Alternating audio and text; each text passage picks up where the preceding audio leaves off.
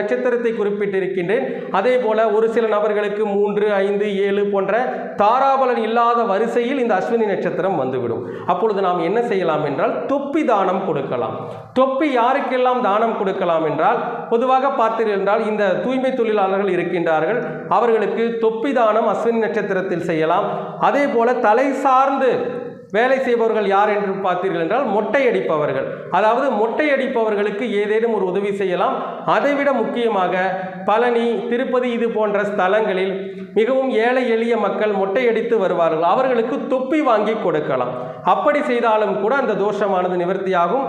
அதே போல ஏழை எளியவர்களுக்கு தலைக்கு தேவையான தேங்காய் எண்ணெய் வாங்கி கொடுப்பது போன்ற விஷயங்களையும் செய்யலாம். இப்படி நிறைய சூட்சமங்கள் அஸ்வினி நட்சத்திரத்திற்கென்று இருக்கின்றது. இப்படி விசித்திர ஜோதிட நூலில் 27 நட்சத்திரங்களுக்கும் சூட்சமங்களை கொடுத்திருக்கின்றார்கள்.